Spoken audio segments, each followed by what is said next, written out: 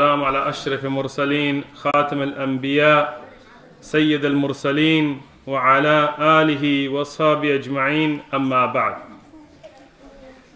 So before we begin, alhamdulillah, as we're seeing the numbers grow and people coming, it's good if the younger brothers especially come sit further, closer up to the front, so that when the people come, they're not crossing over people and things. Inshallah, also I request the sisters to stop their conversations. Alhamdulillah, Allah subhanahu wa ta'ala blessed us that we're studying the life of the best of mankind. And he is our qudwa, yani he is our example. You know, I had somebody recently, they had a child. And I didn't really know them, but they came to the masjid. They told me we had a child. I said, may Allah bless your child. So we make dua. He said, asked me, he said, make dua that my child grows up to be like you. I told him, you don't want that dua. You don't want that dua. So make dua that Allah subhanahu wa ta'ala makes your child to grow up to be like Rasulullah sallallahu alayhi wasallam. Or Abu Bakr, Umar, Uthman, Ali radiyallahu anhum, and the Ashara Mubashara and the Sahaba radiyallahu anhum, and the great A'imma of Islam. We today are the worst examples. That's why I say, كُلُّ مَنْ فوق التراب تراب. Yani, nowadays don't look for examples. If you want an example, we have it here in the beloved life of our beloved Prophet sallallahu alaihi wasallam. After Hudaybiyah, we have an amazing chapter in the life of Rasulullah sallallahu alaihi wasallam. And what we find, as Ibn Hajar, he mentioned al-Isaba, discussing the life of Sahaba. In the biographies of Sahaba, he discusses this hadith that the Rasul sallallahu alaihi wasallam, he gathered the Sahaba. Pay attention, because there's many things that relate to our life today. He gathered the Sahaba radiyallahu anhum, and he told them that I plan on sending letters and inviting the Ajam, yani the people outside the Arabian Peninsula, the non-Arabs, to Islam. And he said to the Sahaba radiyallahu anhum that don't be like the Hawariyun with Isa alayhi salam, that when Isa alayhi salam wanted to give the da'wah, they disagreed with him and fought with him and argued with him. And even though those ashab of Isa alayhi salam, they were good, but sometimes brothers thinking that they're doing good, they make mistakes. And we see this in our life. Sometimes somebody's leading a community, and we have to give examples, because the seerah is an example for us. And what happens is they want to do something, they find something beneficial, and somebody amongst those with them will have a very strong view, and they will leave and they'll fight and they'll break the community, and this causes great harm. And that's why Rasulullah sallallahu alaihi wasallam, he knew that the Sahaba may have differing views. Look, we were still at a time of very early da'wah. We don't even have the Arabian Peninsula. We don't even have Mecca. This is before the Fath of Mecca. This is only thing they had was Medina, and it was still under threat. There were still wars and fighting and things going on. And Rasulullah sallallahu alaihi wasallam wants to send letters of da'wah to the kings of Rome and Persia. You don't understand what that means. We think of Islam like today, where there's 1.6 billion plus Muslims, there's 53 Muslim or 57 or whatever Muslim countries, and across the world, in every continent you find Muslims, and in Asia and Africa and continents that you see a majority of the countries maybe Muslims, and you see that kind of environment.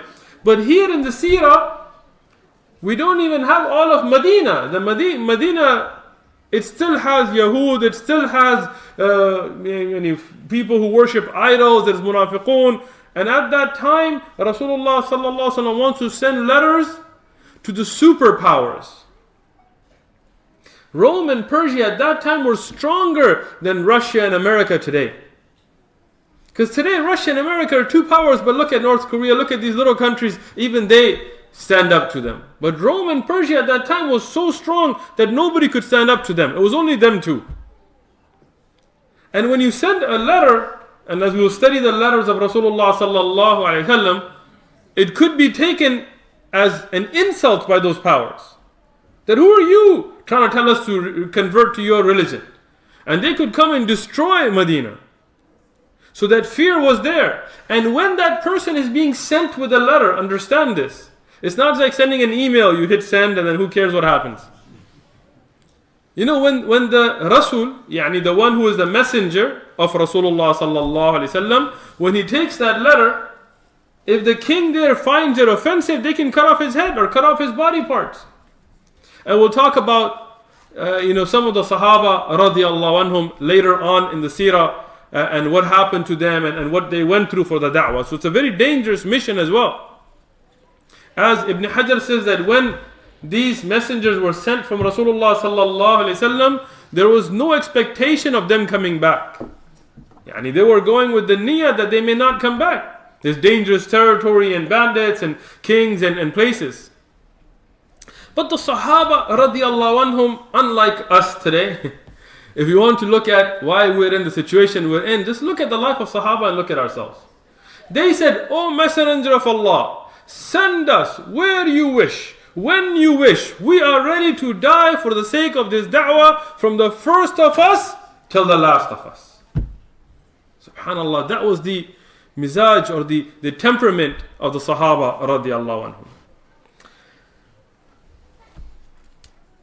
One thing we find also, as Ibn Hajar mentions, that, and Ibn Kathir has mentioned this, Bidayah the Hadith or Sahih, that the Sahaba radiallahu anhum, they positively contributed. They didn't just say, "Okay, we're ready, go ahead, we're just going to sit here and wait." They gave ideas. They told the Prophet sallallahu alaihi wasallam that when you send letters, those of them that had interactions with the kings, they said the kings don't open letters unless there is a seal from another king. You know a seal when you stamp? In the olden days, they would have a liquid and they would put a stamp on it and they would seal the letter. So it would not be able to be opened until it was meant to be. And would have the marking of a seal of a king. So the king of Persia had his own seal, the king of Rome had his own seal, and when they would put this seal, so then they would know this is from somebody important, and then they would open it. But if somebody regular sends a letter, nobody opened it. So they told the Prophet sallallahu alaihi wasallam that if you don't have a seal, these kings will not read your letter. So the Prophet sallallahu alaihi wasallam ordered a seal to be made, and that was the ring of Rasulullah sallallahu alaihi wasallam. And now, taking some of the fiqh from the Seerah, as Shaykh Albani rahmatullah alayh, in one of his books, when he talks about the takhrij of the fiqh of the Seerah, he discusses this mas'ala as well, that today we see mostly men wear rings for fashion. But the ring of Rasulullah sallallahu alaihi wasallam was not for fashion. It was a very practical purpose. It was actually the seal of Rasulullah sallallahu alaihi wasallam. Now there's khilaf of ulama whether a man can wear a ring or not. And what we find is that we cannot say a man cannot wear a ring, because the Prophet ﷺ did wear it. So we have to say this jawaz. But you shouldn't get carried away with it. Meaning that if you have one ring, that's fine. And if it's a seal, that's even better. If you have your name, even if you don't use it, but following the way of Rasulullah ﷺ. But nowadays, some of the brothers, we see like 6, 7 rings and all different fingers and things. They look like women now. And this is not permissible. My brothers and sisters in Islam, we should know a woman has her own zina. She has her own thing that beautifies her. And the man has his zina. What beautifies a man. And don't mix the two. Nowadays you have people wearing chains trying to give lectures. You're a mufti and you have a silver chain on and you got a little bracelet on, a little shiny little bracelet. You need to go first learn how a man should dress. Then we'll talk about being a alim or a talib ilm or something. So Rasulullah sallallahu alaihi wasallam, he never wore a chain, he didn't wear a bracelet. These are things not permissible for men. These are from the zina of women. Women can wear them, but men cannot, even if they're silver. Now, but Rasulullah sallallahu alaihi wasallam, he had the ring, and the ring was also the stamp. And in the ring of Rasulullah sallallahu alaihi wasallam, there was a very important lesson towards tawheed and adab. The ring of Rasulullah sallallahu alaihi wasallam was to show Muhammad Rasulullah sallallahu alaihi wasallam. That's what it said. But many of you may have seen the drawing of it or a painting of it or the ring itself. It's well known. And what we find, if you were to write it, how should you write it? You should write Muhammad, and then Rasul, and then Allah. But no, our beloved Prophet sallallahu alaihi wasallam, he wrote the name of Allah on top, out of adab, for the name of Allah subhanahu wa ta'ala. So it's wrote Allah, then Rasul, then Muhammad sallallahu alaihi wasallam. Today we find that if you put the name of Allah high, in some of the countries where bid'ah and shirk have become common, they have to put the name of Rasulullah SAW next to it. And they will say, oh, if you don't, then you are Wahhabi and you are this and you are that. Subhanallah. People have gone to ghulu, they've gone to these mistakes. They say, oh, you cannot make dhikr of Allah without making dhikr of Nabi. How do you make dhikr of Nabi? Subhanallah, Alhamdulillah, La ilaha illallah, Allahu Akbar. We know these adhkar that the Prophet taught us. You know, other than sending salatu salam ala Nabi, what do you have? Follow the way of Rasulullah sallallahu alayhi wasallam. Stay away from the bid'at. So here Rasulullah sallallahu alayhi wasallam, he had this ring made. It said Allah, Rasul, Muhammad. Yani Muhammad Rasulullah. But adaban, he wrote the name of Allah subhanahu wa ta'ala on top. And tawadu', with humbleness, he wrote his name on the bottom.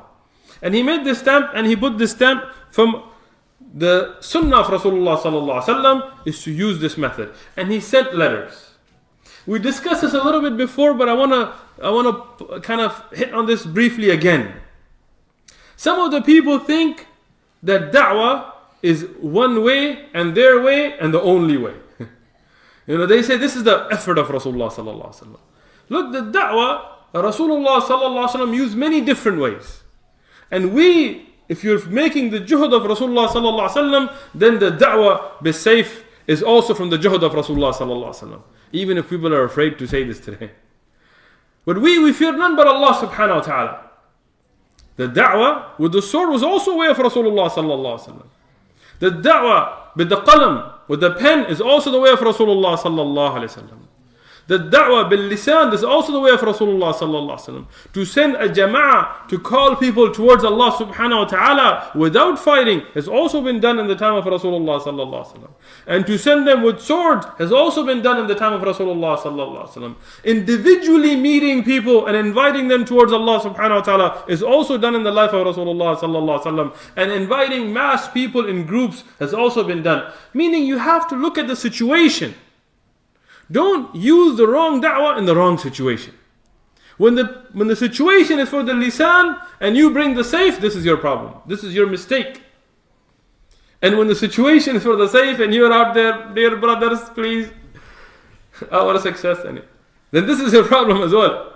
Everything, we look at the way of Rasulullah sallallahu alaihi wasallam and we use that way in that situation. Here now it was time to invite the leaders of kingdoms to Islam. And Rasulullah sallallahu alaihi wasallam, he wrote these letters over a period of time. Some of the books of Seerat, they make it seem as if he sat down and he wrote the letters at one time and sent them out, and that's not the way it happened.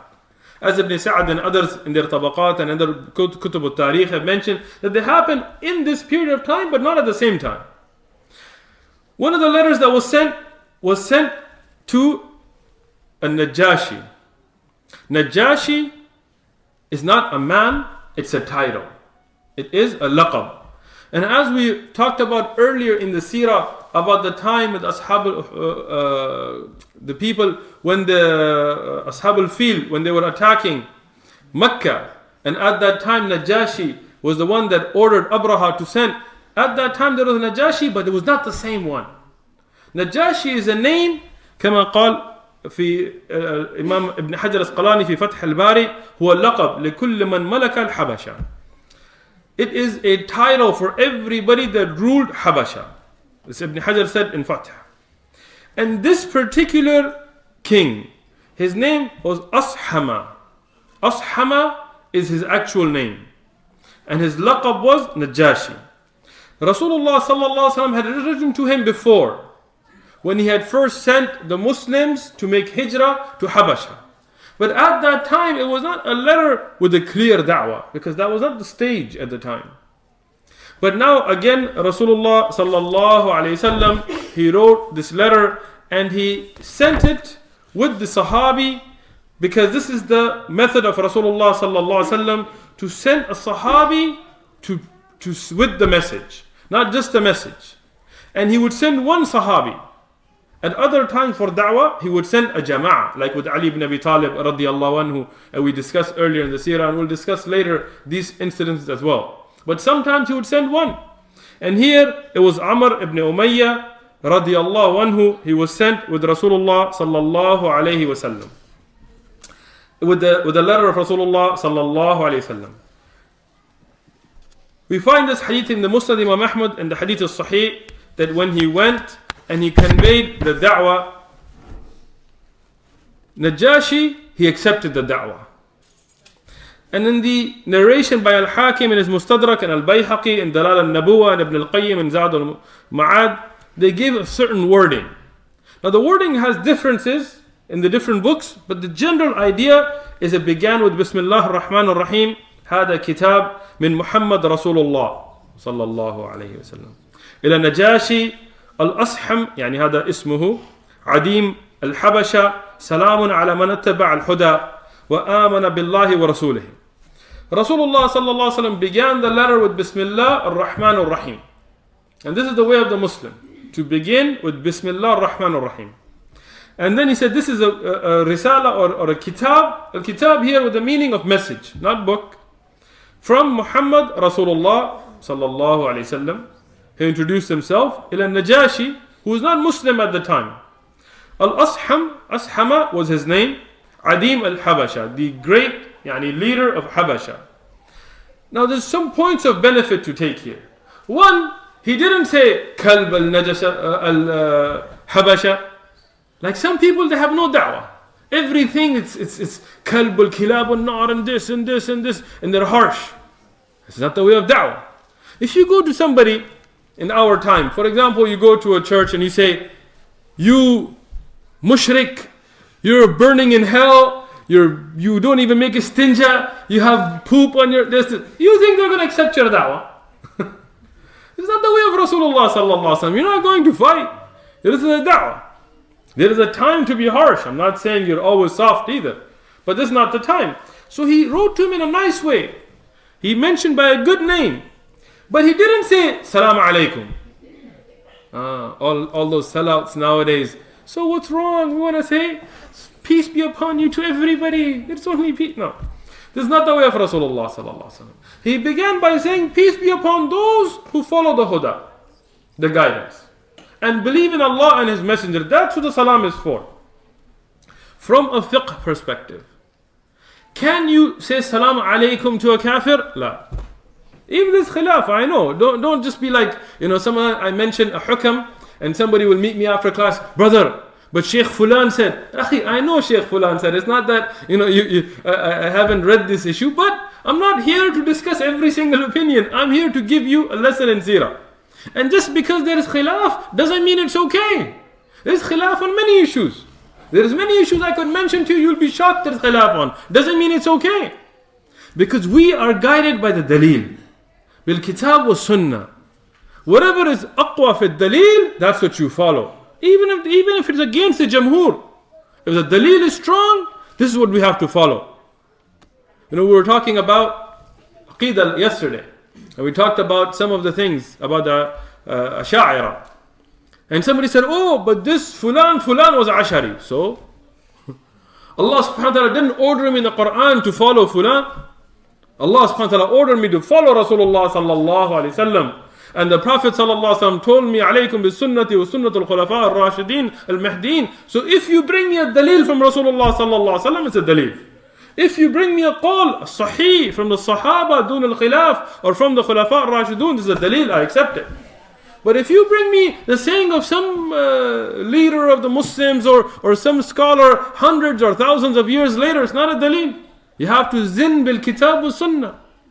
So here, Rasulullah sallallahu alaihi wasallam, he didn't say salam alaikum to kuffar. Now if a kafir says salam alaikum to you, can you say wa alaikum? Sure you can. And according to many of the ulama like Ibn Hajar, you could even say wa alaikum as-salam if they began the salam properly. Meaning if they are not meaning harm to you, if they are not trying to change the wording or something, there is no problem. But to initiate, no. Then Rasulullah sallallahu alayhi wasallam, after beginning in a nice manner, he also said, يعني من آمن بالله ورسوله وشهد أن لا إله إلا الله وحده لا شريك له.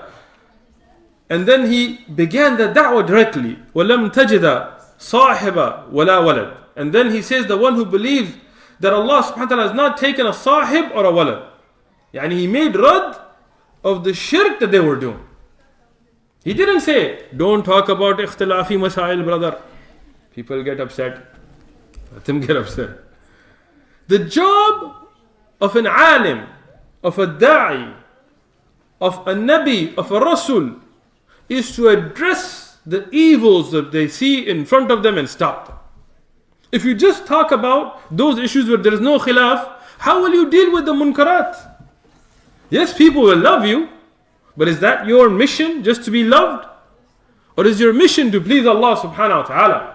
And when there is disobedience to Allah subhanahu wa ta'ala, how can Allah subhanahu wa ta'ala be pleased and you are doing nothing about it? Now there may be hikmah in how you go about it, but you have to address it.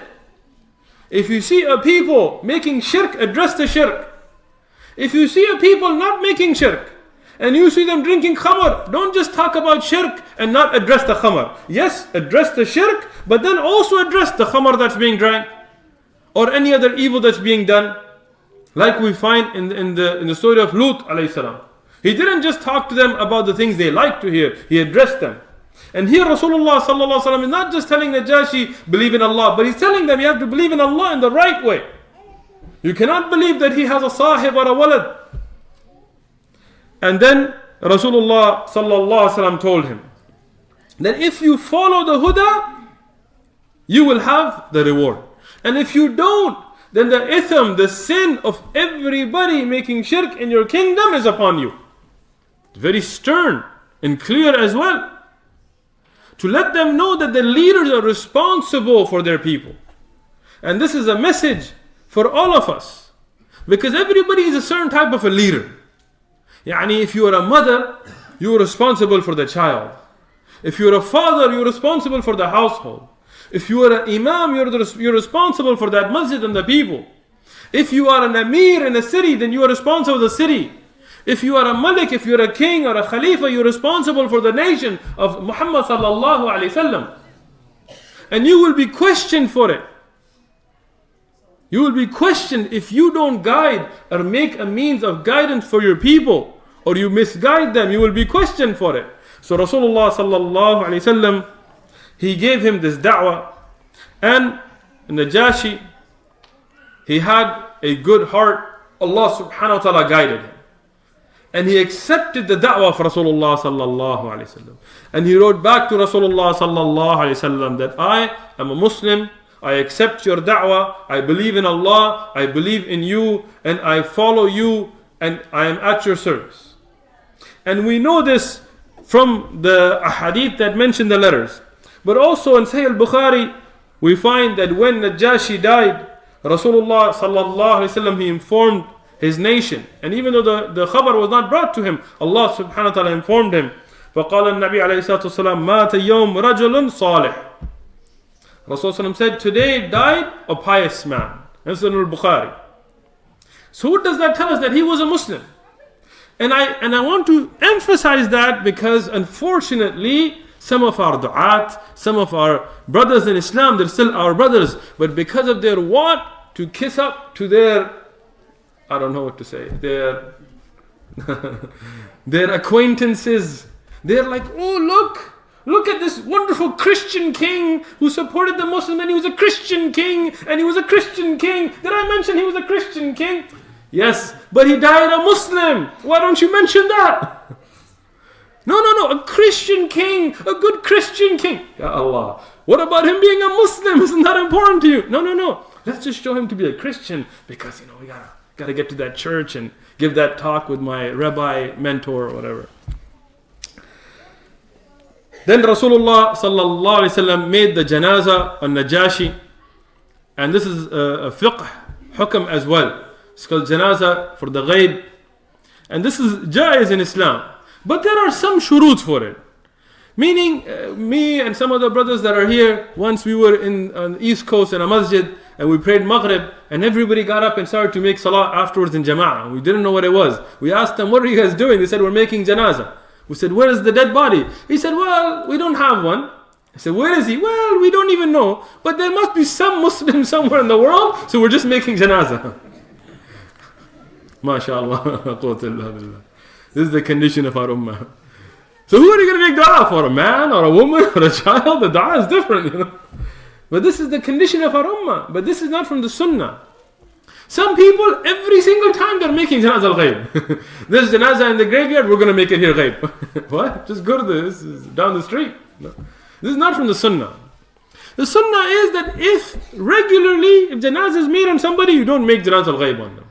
But if you are either afraid that it didn't happen, or it didn't happen correctly, right? Like Rasulullah sallallahu alaihi wasallam made janazah al-ghayb for the woman that used to clean the masjid.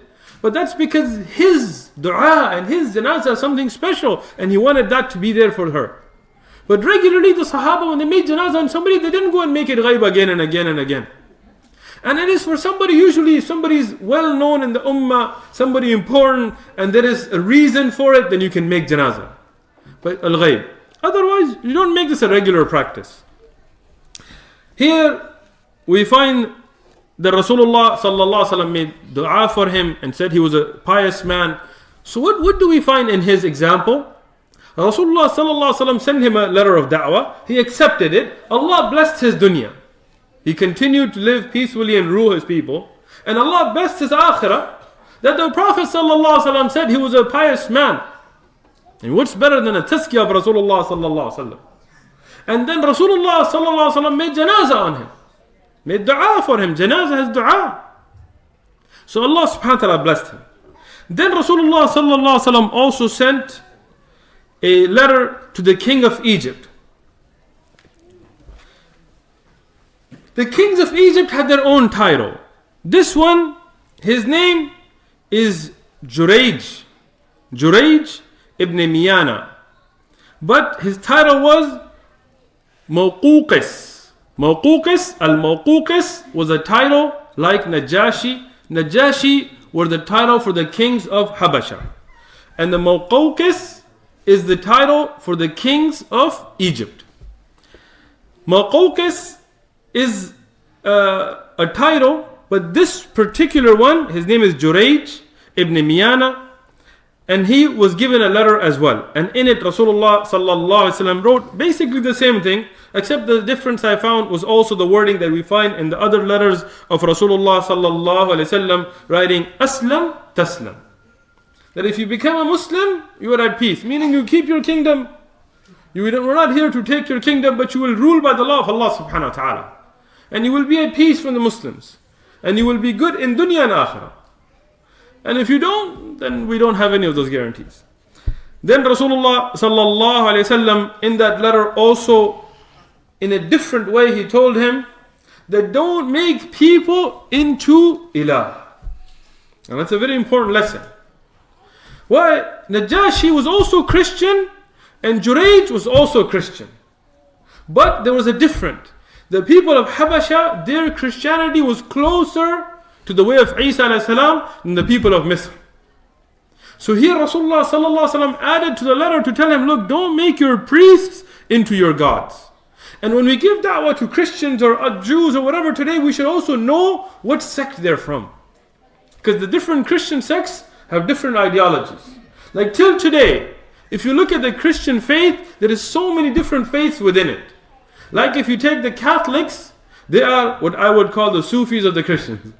They have their saints and they worship the saints and they make tawassul from their saints and they take everybody to be muqaddas. Even if you take Maryam alayhi salam, they say she was, holy and you pray to her and you pray to saints and things, and they have other issues, with boys and things. So anyway, so you have to know the da'wah you're making and then you have to make it in that way.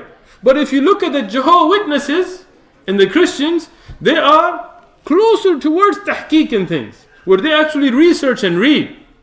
They're still misguided, may Allah guide them, but they have more reading and they're less towards saintism and this kind of things. And then you look at Lutherans, then you look at Mormons, who's a whole different ballgame. So you have to know the sect and give da'wah accordingly. So here Rasulullah sallallahu alaihi wasallam gave them this message. And there is also a point for our ummah as well. there is a concept in our ummah as well. Sometimes you take a person, na'udhu billah, and even if you don't say that he is God, na'udhu billah, you treat him as such, even if he's dead hundreds of years ago. Like some people, every issue they say, what did Shaykh Fulan say about it? Akh al-Kareem, we respect all of the ulama, but the only one that cannot make mistakes is Rasulullah sallallahu alaihi wasallam, because in matters of religion, Allah subhanahu wa ta'ala protected him. After the Prophet sallallahu alaihi wasallam, even a great muhaddith and a great alim and a great imam with a madhab and everything they may have can make mistakes. And that's why you see ulama, they take a qawl one day and they leave it the next day when they look at the dalil. So don't make any man after Rasulullah sallallahu alaihi wasallam as the ultimate criteria for right and wrong. This is a mistake that we are seeing in the ummah as well.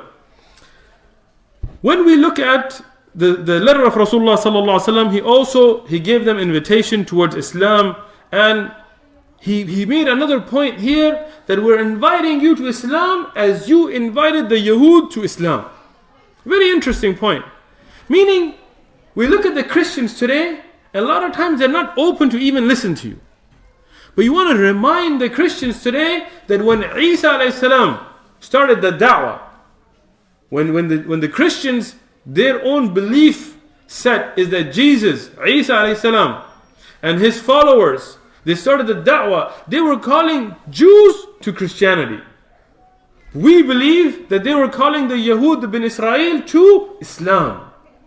And if the Yahud didn't listen to the da'wah, they would have never become the follower of Isa alayhi salatu wasalam. So we say today, as you ask them to listen to you, listen to us. And that's all we're asking, just listen to the da'wah. Listen to what Islam's about. Turn off Fox, turn off your TV, don't worry about what talk radio is saying. Come talk to a Muslim and just listen to us. And if you like what you hear, then marhaban bikum. If not, we're not forcing you to anything. But at least be open-minded enough to listen. And this was the da'wah that Rasulullah sallallahu alaihi wasallam gave. And he told them that if you accept, then the reward of everybody who follows you will be yours. And if you deny, then the sin of every Coptic, those Qibt was the people who were the people of Fir'aun that were living in Egypt, and at the time they were followers of Christianity, then the sin of the shirk of the people there will be upon you. Now, Jurayj, he didn't accept the da'wah, but he was respectful. He told the Sahabi, and the Sahabi that went to him is Hatib ibn Abi Balta'a. Hatib ibn Abi Balta'a radiyallahu anhu was a great Sahabi, very brave Sahabi. He went alone, and we study him in other parts of Seerat as well. He told Hatib radiyallahu anhu that I know that this man, Rasulullah sallallahu alaihi wasallam, is not a liar, and he's not a magician, and he's not a poet, and he's not faking this. I know him to be on the truth. He said such beautiful things. And he told him that I want to send some gifts back to him. And from this gift that he sent was al-kiswa, which is a type of clothing, and a mule or a riding animal as a gift to Rasulullah sallallahu alaihi wasallam. And that may seem as something light today, but in those times, a strong animal of transportation was very important. Like imagine somebody sends you a new Audi or BMW or whatever car as a gift back. That's how respectful it was at that time. And with it, he sent jariyatain, 2 slave girls or young girls, as gifts to Rasulullah sallallahu alaihi wasallam. One of them was Maria al-Qibtiyya radiyallahu anha, and the other was mostly known as Zakaria, but in the books of Seerah we find her as Sirin. Sirin, as we find, is the name of the other that was sent, as was mentioned authentically by Ibn Kathir and others. Now Rasulullah sallallahu alaihi wasallam, when he received the letter back, he did not instigate any problems, even though he didn't become a Muslim, but he was respectful. So Rasulullah sallallahu alaihi wasallam accepted the gift.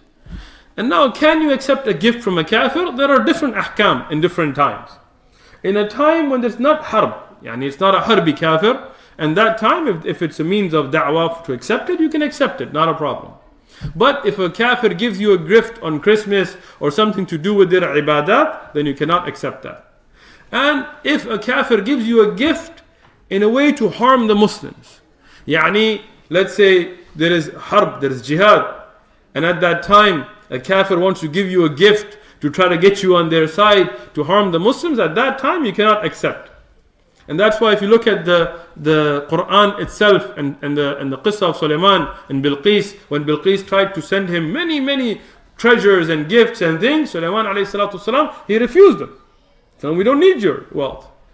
Because here Bilqis was testing him to see if he was a person of dunya or if he really wanted to call towards the akhirah. So everything in its place. And the reason I'm saying that, because many brothers, when they don't study in a formal manner, what they do is they take one thing from one place and they try to fit it in another place. And you cannot. You have to put everything in its place. Now here, Maria radiallahu anha, Rasulullah sallallahu alayhi wasallam, he accepted her for himself. And what we know authentically, as Ibn Hajar al-Isaba has said with a very strong message, is that she became a Muslimah. Whether Rasulullah sallallahu alaihi wasallam married her or she was there as ghanima with him, Allahu a'lam, because there is khilaf of ulama. What seems stronger is that he did not marry her, but Allahu a'lam. But we do know that she became a Muslimah. She became Muslim. And Ibn Hajar al-Asqalani has brought many dalail for this. And that's another thing for our apologetic brothers who are out there and saying, oh look, Maria the Christian. No, she was a Muslimah. She became Muslim. She was a da'iyah. And her Islam is clearly established in Sahih Ahadith. And Zakaria, which is known as Sirin, she was given by Rasulullah sallallahu alaihi wasallam, and there is some khilaf of rawayat, but what we find as stronger is she was given to Hassan ibn Thabit al-Ansari radiyallahu anhu. Hassan ibn Thabit al-Ansari was a great poet. He was a poet of Rasulullah sallallahu alaihi wasallam. The Prophet sallallahu alaihi wasallam was not a poet. And that is the hikmah of Allah subhanahu wa ta'ala. Because if he was a poet, then they would have said that he wrote the Quran. He was not a poet. He never wrote a single poem. When Banu Tamim, the Qabila of Banu Tamim, when Rasulullah sallallahu alaihi wasallam gave them da'wah, they said, tell us in poetry. Like give us da'wah. And because the Arab, they were very baligh, they were good at poetry and eloquent in speech. The Prophet sallallahu alaihi wasallam told him, I'm not a poet. He told Hassan, speak to them. And Hassan bin Thabit radiyallahu anhu, he spoke to them in poetry, and from his da'wah they became Muslim. So he was a great Sahabi, and she was given to him. Rasulullah sallallahu alaihi wasallam at this time gave the glad tidings of Fath of Misr. He told the Sahaba that you will be victorious in Misr. وَفِيهَا الْأَرْض يُسَمِّهَا فِيهَا 𝐻ِرَاط. And then he said that there is a place in it called Qirat. فَإِنَّ يعني إذا فتحكم يعني when you are victorious فأحسنوا إلى أهلها, so treat the people from Qirat well. فإن لهم رحمة, يعني they are رحمة وذمة, and in رواية الذمة والرحمة. Here what we find in Sahih Muslim, فلهم ذمة ورحمة. Imam al-Nawawi in the sharh of this riwayah, and there are different wordings in different riwayat as I mentioned, he said ذمة because they will be Christians and you will be ruling upon them. They will be أهل الذمة and they have حقوق, يعني عندهم حقوق. And رحمة, they will have a bond of kinship with you. How? Because this is where Hajar alayhi salam was from. This is where Hajar alayhi salam was from. And this is where Maria radiyallahu anha was from. So there is a rabat or a relation between you and them. Here, the people of Misr at this time didn't become Muslim, but they will later, alhamdulillah, in the time of Umar bin Khattab, and then Uthman bin Affan and others will increase the Islam in Misr. When we look at the next letter that Rasulullah sallallahu alayhi wasallam he wrote al-Kitaba Rasulullah sallam ila al-Kisra. Al-Kisra, Malik al-Furs or Faris. And I know we don't have a lot of time, but this is a very, very important thing. I want to cover this third letter today. Here Rasulullah sallallahu alayhi wasallam, he wrote a letter to the king of Persia. And I said Persia, and we'll talk about Rome in the next dars. And Rasulullah sallallahu alayhi wasallam will write a letter there as well, and they will receive it very differently. Persia and Rome were two superpowers. They were the ultimate powers of that time. So writing them a letter showed a very brave attitude towards that. And Rasulullah sallallahu alayhi wasallam, he sent this letter to Kisra, the king, with Abdullah ibn Hudafa radiallahu anhu. Abdullah ibn Hudafa radiallahu anhu is a very, very famous Sahabi and a very beautiful Sahabi. And we'll talk about him later, inshaAllah, if Allah gives us the tawfiq, in the time of Umar ibn Khattab, when he was sent again with a letter, and how what happened to him, and the amazing miracles that happened with him, and the great honor that Allah subhanahu wa ta'ala gave him. But when Rasulullah sallallahu alaihi wasallam sent him with a letter, he told him to first go to the king of Bahrain, because the king of Bahrain was a key to get to the king of Persia. It was not easy to get to the king of Persia. I mean, he was a very strong and powerful king. But the king of Bahrain, he was ruled by the Persians, so he had connection, but he was close enough to the Arab that he knew about Rasulullah sallallahu alaihi wasallam, and he would listen. So the letter was sent, and Kisra again is a title.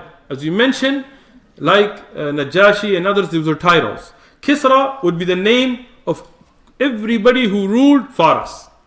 His actual name, and we find in some of the books, Ibn Barwayz. But what is also mentioned is Parwayz was his name. In the books in Arabic we write Barwayz. But in Persian or in Farsi it's Parwayz. And this is inshallah a nasiha to my brothers and sisters when you name your children.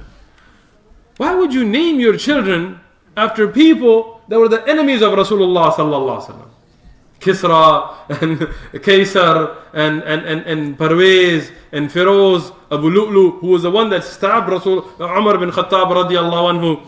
Even if somebody else may have a good name with the same name, maybe it doesn't have a bad meaning, but are you done with all of the beautiful names that we find in the Quran? All of the name of Sahaba are not fitting for your children? Abdullah, Abdul Rahman, Abdul Qawi, Abdul Quddus, all the Abd with the names of Allah subhanahu wa ta'ala are finished? That you have to go to Shiraz and Parwayz and these kinds of names. Why? And if you are named that, don't get offended, because that was your parents. But when you have children, I hope that Allah subhanahu wa ta'ala will give you the tawfiq to give good names. Because the name, a good name is the haqq of a child. From the huquq of a child on the parent is to have a good name. So here, Kisra, his name is Parwayz ibn Hurmuz, and he, in some of the books, is Ibn Barwayz, but some of them mention that Parwayz was his name himself. When Rasulullah sallallahu alaihi wasallam sent the letter to the Adim of Bahrain, Mundhir, he was the ruler of Bahrain, Ibn Sawa, Mundhir, he took the letter with Abdullah radiallahu anhu and wrote his own letter to the king of Persia and sent them on their way to the king of Persia. And he made it that Abdullah ibn Hudafa radiallahu anhu was able to meet with the king of Persia. When he got to the palace of the king of Persia, the guards, they were very strong and well armed. And Abdullah ibn Hudafa radiallahu anhu was not the most best looking or most handsome of Sahaba. Like we have this image like every Sahabi has to look like some kind of movie star, but that's not the reality. Because the Sahaba, what made them amazing was their sifat, not their appearances. So Abdullah radiallahu anhu, it was mentioned that his head was rather large in comparison to his body, and his body was a weak body, but he was a strong man. When he went there, he was wearing torn clothes because from deserts and traveling. And when he got there, the guards, they looked at him like as if he was nobody. They told him, what do you want? He says, I'm here to see your king. They laughed at him. They said, you think you're going to meet the king? So he handed them the letter from the king of Bahrain, and they saw that he has a letter, and that because of that, they said, okay, give us a letter and we'll take it to our king. He said, no. He said, what? We'll kill you. We're telling you, give us a letter. He said, you can do what you wish. But my messenger sallallahu alayhi wasallam gave me an amr to give this letter to the king. And if I give it to you, it's disobedience to Rasulullah sallallahu alaihi wasallam. I have to give it to the king.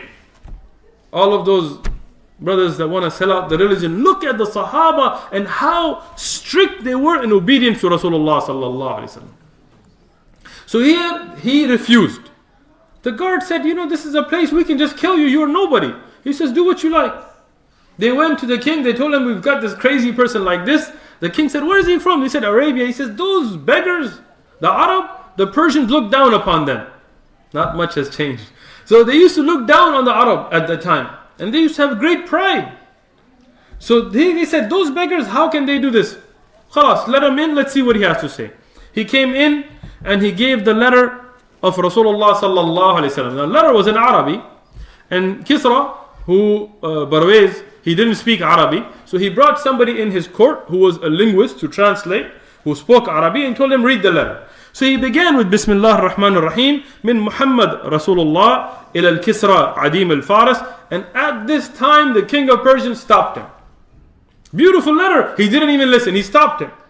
And he grabbed, and this hadith is sahih, and parts of it are in Bukhari itself, and others in the Musnad, authentic. He grabbed the letter and ripped it up. He said, who is this man? أخذ فمزق. يعني he took it and he ripped it. فقال من هذا كتبه عبدي. And who wrote this? And he is a slave of mine.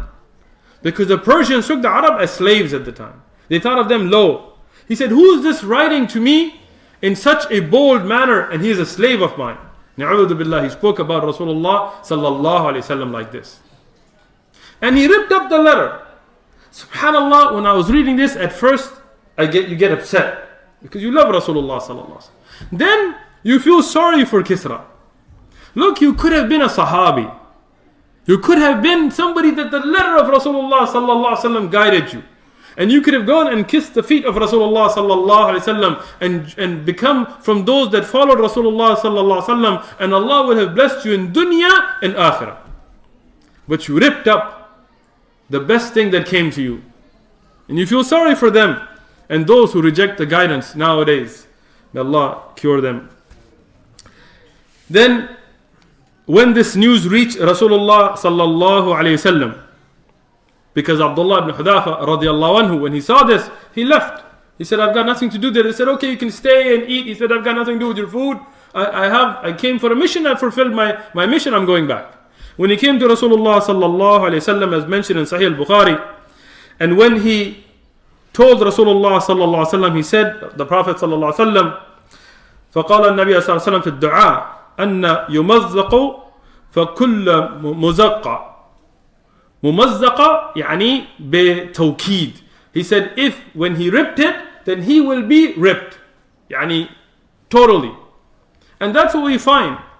That just in a few days you will see what will happen to him, and his entire kingdom will fall into pieces. And that's where all of that pride of the Persians will finish. The Romans, they will continue in their fight against Islam. But the Persians will finish. Their kingdom will be ripped up into pieces like they ripped up the letter of Rasulullah sallallahu alayhi wasallam. Then Ba'dan, he was the one that was ruling Yemen for the Persians. His name was Ba'dan. He was ruling Yemen for the Persian. Kisra, he sent a letter, Barwez, to Ba'dan, that who is this man in Hijaz who dared to write me a letter? Look at the kibr. Some people, when they get a tower, they start to have kibr. They think they have kibr. But Allah subhanahu wa ta'ala is the quwwah.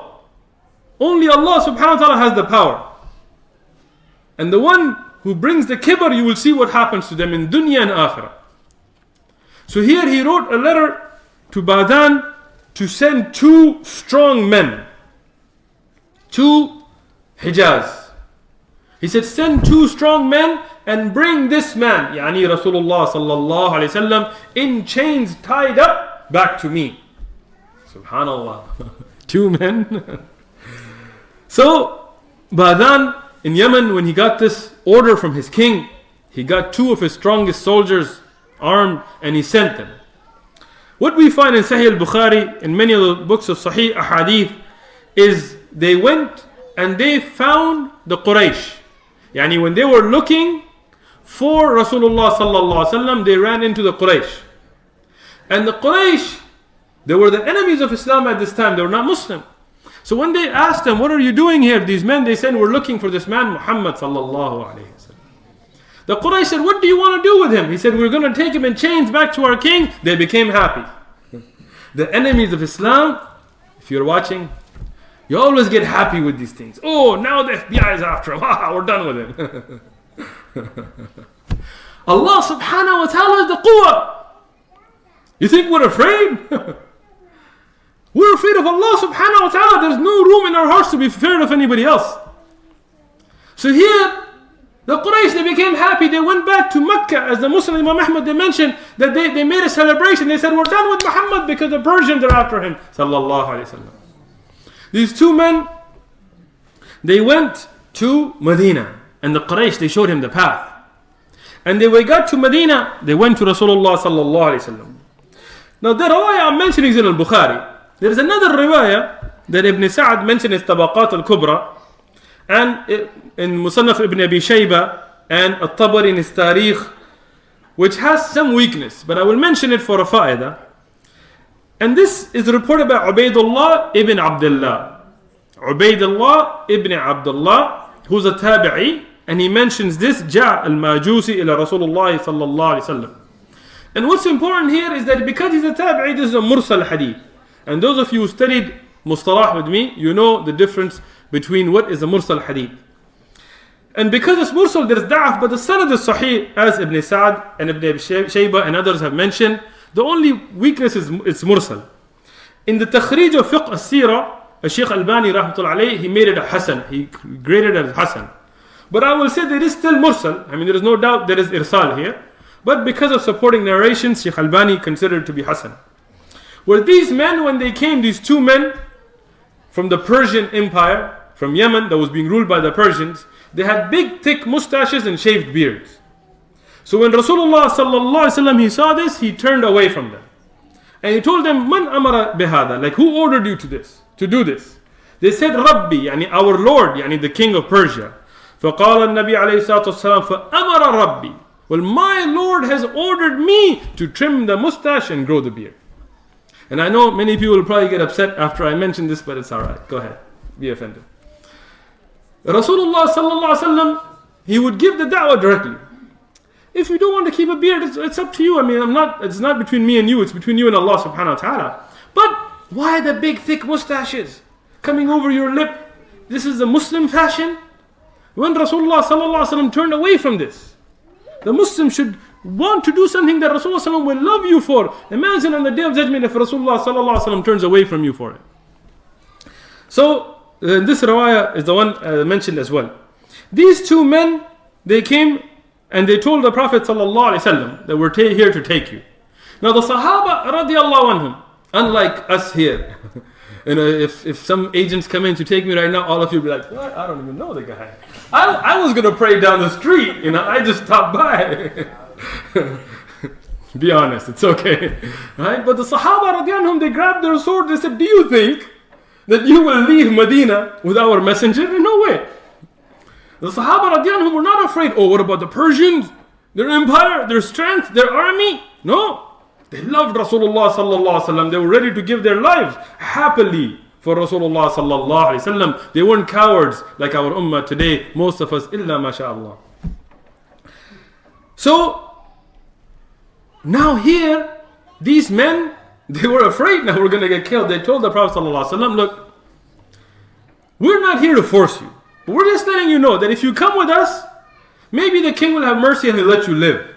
But if you don't, and the Persian Empire finds out you killed us, they will come with their army and they will flatten Medina. Nobody will be left alive. They wanted to put this fear, and as the people try to do with us today. But Allah subhanahu wa ta'ala made the Prophet sallallahu alaihi wasallam from those that didn't fear these things. He told them that we are not going to fear, but do this, wait. Spend the night here and we'll give you our answer tomorrow. And they thought he was going to think about it, but he was waiting for the amr of Allah subhanahu wa ta'ala. And here Allah subhanahu wa ta'ala, through wahi, from a miracle of Rasulullah sallallahu alaihi wasallam, it's very important. Pay attention. These are miracles that were authentically reported. When somebody asks you, what were the prophecies of Rasulullah sallallahu alaihi wasallam? Here they are. From a miracle, Rasulullah sallallahu alaihi wasallam was given wahi.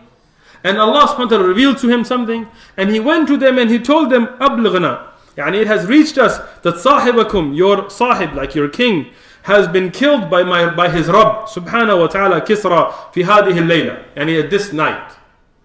Now if a man is killed in Persia, it is physically, according to the laws of physics, with the technology they had at the time, impossible for Rasulullah sallallahu alaihi wasallam to know about it. There was no email, there were no cell phones, no Twitter, no tweet. Sometimes I wish we didn't have it today. Anyway, so these things this news could not have reached Rasulullah sallallahu alaihi wasallam.